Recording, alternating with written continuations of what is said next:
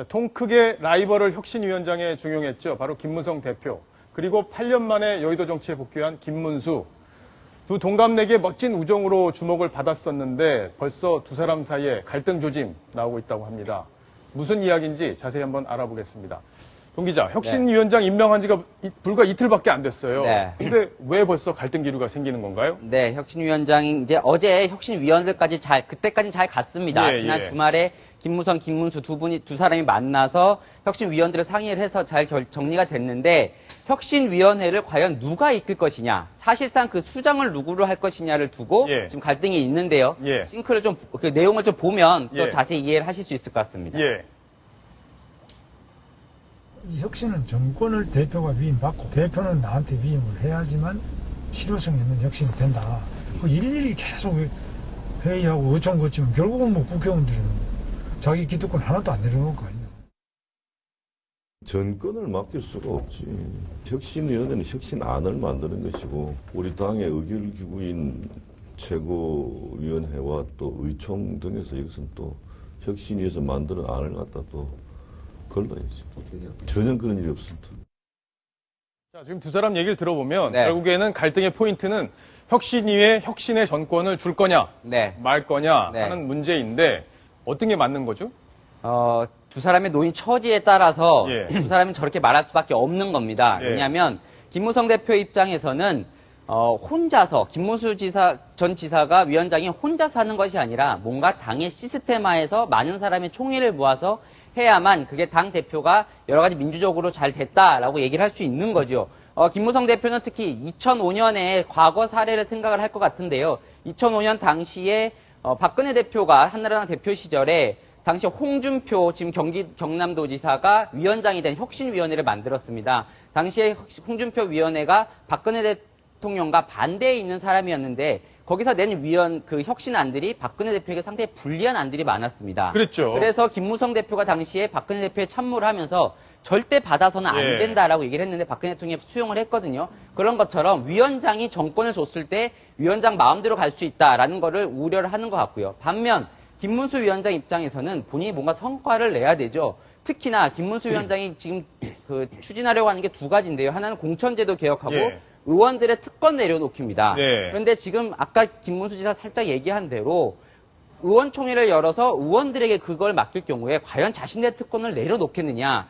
김문수 지사는 정광석화처럼 하겠다는 생각이에요. 지금 측근들하고 오기 전에 방금 통화를 했는데 6개월 내에 그 위원회를 마치겠다고 했는데 그것도 아니다. 더 빨리 마치겠다. 이미 안들은 다 마련되어 있으니 지금 국회에 대해서 사람들이 많이 개혁 요구가 있을 때 그 동력을 바탕으로 빨리 하겠다는 얘기거든요. 그러려면 자신에게 정권이 주어져야만 그걸 수행할 수 있기 때문에 지금 노인 처지가 바로 이 갈등의 시작으로 볼 수 있습니다. 그러네요. 그러니까 분위기가 달아올랐을 때 몰아치겠다. 그렇습니다. 이게 김문수 혁신위원장 측 생각이다 이거네요. 그런데 궁금한 게 김무성 대표가 과연 김문수 전 지사 이렇게 나올 줄 모르고 바로 혁신위원장 임명했을지 벌써 그 혁신위원장 하겠다 이 얘기 나왔을 때부터 라이벌을 이렇게 임명할 수 있냐 이런 얘기도 나왔었거든요. 몰랐을까요? 그렇죠. 이게 그 가장 포인트인데 사실 이렇게 될 줄 알았어도 사실 김무성 대표로서는 다른 대안이 없었기 때문에 김문수 지사를 할 수밖에 없었던 처지도 있었을 겁니다. 자, 근데 궁금한 거는 바로 김무성 대표 비주류고요. 김문수 전 지사, 혁신위원장도 비주류예요. 그리고 거기다가 지금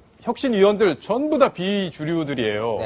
지금 청와대 출입하고 계시잖아요. 청와대에서 지금 혁신위의 어떤 활동, 김무성 대표의 활동 어떤 시각으로 바라보고 있습니까? 사실 걱정들을 좀 하는 기류가 좀 많이 있죠. 그러나 아직까지는 좀 지켜보자라는 처지가 강하고 그거는 바로 지금 오늘 여론조사에서 새누리당의 가장 차기 대선 주자로서 앞서 있는 사람이 4명이 있는데 바로 김무성, 정몽준, 김문수, 오세훈 4명입니다. 지금 차기 대선 주자로 떠오르는 사람이. 그러나 정몽준, 오세훈 두 사람이 지금 가려져 활동을 안 하기 때문에 결국 김무성, 김문수 둘 다 차기 대선 그 미래 권력인 거죠. 청와대 입장에서는 좀 불안할 수도 있지만 거기서 제일 저는 포인트가 개헌 문제라고 이게 판도라의 상자라고 보는데요. 과연 이 두 사람이 개헌 문제를 건드릴 경우에는 바로 현재 권력의 레임덕으로 이어질 수 있는 소지이기 때문에 청와대에서는 당연히 거기에서는 대응을 할 수밖에 없고요. 그러나 개헌을 제외한 지금 공천개혁 문제나 의원 특권 내려놓기 문제는 청와대랑 직접적인 이해관계는 없기 때문에 개헌 문제만 건드리지 않으면 또 잘 갈 수 있는 그런 부분도 있습니다.